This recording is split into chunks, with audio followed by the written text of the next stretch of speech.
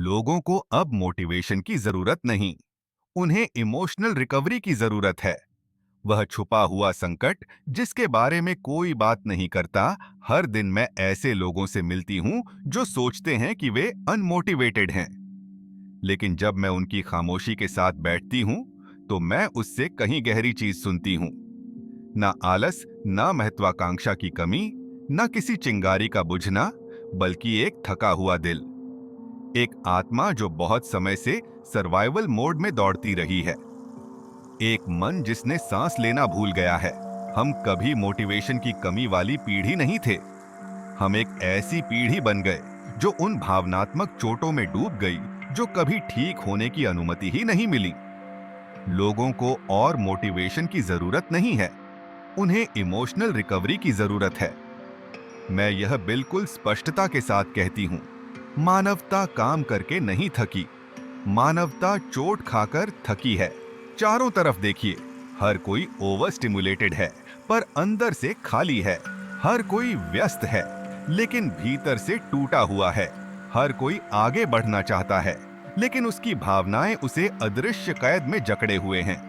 Motivation video उस दिल को नहीं ठीक कर सकते जिसे हार्ट ब्रेक ने तोड़ दिया। गोल सेटिंग उस नर्वस सिस्टम को नहीं सुधार सकती जिसने जीवन पर भरोसा करना छोड़ दिया।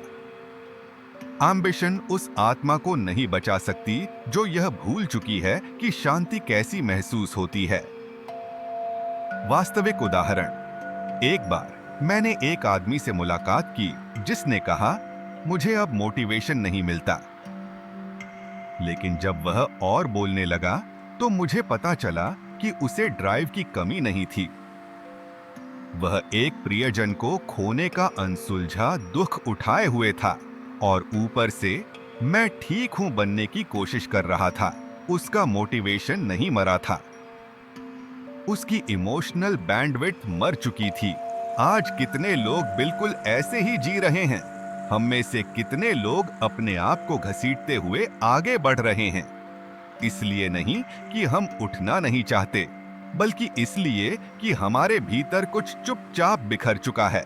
आधुनिक मानवता का कड़वा सच, हम एक ऐसी दुनिया में जी रहे हैं जहां लोग अपनी चोटों को उत्पादकता के पीछे छुपाते हैं, जहां दर्द को डिसिप्लिन का नाम दे दिया जाता है, जहां सफरिंग को ताकत कहकर ग्लोरीफाई कर दिया जाता है, और जहां भावनात्मक बर्नआउट को लैक ऑफ मोटिवेशन कहकर सच्चाई से बचा जाता है। हम कमजोर नहीं हुए, हम सुन्न हो गए। हमने अपना पर्पस नहीं खोया, हमने अपने ही भावनात्मक सुरक्षित स्थान को खो दिया। हमने एम्बिशन नहीं खोई, हमने खुद को खो दिया। एक सार्वभौमिक सच, इस पीढ़ी का संकट बहुत सीधा है। लोग उन पैरों से दौड़ने की कोशिश कर रहे हैं जिन्हें उनके दिल ने अभी खड़े होने लायक भी नहीं किया। वह आध्यात्मिक सत्य जिसे कोई नहीं छूता। हर आत्मा की एक प्राकृतिक लय होती है, एक डिवाइन पल्स जो उसकी ऊर्जा, निर्णय, सपनों को मार्ग देता है। लेकिन भावनात्मक घाव इस लय को तोड़ देते हैं। वे हमारी आंतरिक तालमेल को नष्ट करते हैं, मोटिवेशन को छीनने से बहुत पहले। एक व्यक्ति जो भावनात्मक रूप से ठीक नहीं हुआ है, वह क्लियरली सोच नहीं सकता, इंस्पिरेशन को रिसीव नहीं कर सकता, पर्पस से जुड़ नहीं सकता, ग्रैटिट्यूड महसूस नहीं कर सकता, जीवन के टाइमिंग पर भरोसा नहीं कर सकता। यह कमजोरी नहीं है, यह चोट है। दुनिया सोचती है कि लोग लेजी हैं। मैं देखती हूं कि लोग घायल हैं और किसी ने उन्हें हीलिंग सिखाई ही नहीं। आज मानवता को वास्तव में किस चीज की जरूरत है? कोई और सक्सेस सेमिनार नहीं, कोई और मोटिवेशनल रील नहीं, कोई और आप कर सकते हैं कि स्पीच नहीं। हमें जरूरत है रिकवरी की, emotional recovery, spiritual recovery, nervous system recovery, दिल की रिकवरी। हमें ऐसी जगहें चाहिए जहां हमारी सच्चाई को सजा ना मिले। हमें ऐसे रिश्ते चाहिए जहां हमारी आत्मा को चुप ना कराया जाए। हमें ऐसा जीवन चाहिए जहां हीलिंग को कमजोरी नहीं बल्कि सर्वोच्च बुद्धिमत्ता माना जाए। सवाल जो आपको सच्चाई दिखाते हैं, कोई कैसे उठे जब वह कल के मलबे उठाए घूम रहा हो? कोई कैसे सपने पीछा करे जब उसका भीतर का संसार ढह रहा हो? कोई भविष्य पर कैसे भरोसा करे जब उसका अतीत अभी भी लहूलुहान हो? कोई कैसे प्रेरित महसूस करे जब उसकी आत्मा आराम की भीख मांग रही हो?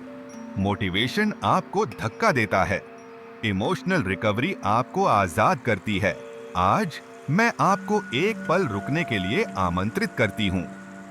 दुनिया के लिए नहीं, सफलता के लिए नहीं, बल्कि खुद के लिए। क्योंकि आपको और मोटिवेशन की जरूरत नहीं है। आपको जरूरत है कि आपकी भावनाएं घर लौटें, आपका दिल सांस ले, आपकी आत्मा ढीली पड़े, आपका भीतर उन तमाम चीजों से उभर पाए जो उसने चुपचाप सह ली। तभी आपका मोटिवेशन वापस आएगा, प्राकृतिक रूप से, बिना प्रयास, शक्तिशाली रूप से। क्योंकि इमोशनल रिकवरी ही मानव विकास का असली ईंधन है। और जिस दिन मानवता हीलिंग शुरू करेगी छुपाना नहीं, हम एक ऐसी कॉन्शियसनेस शिफ्ट देखेंगे जो इस दुनिया ने कभी नहीं देखी।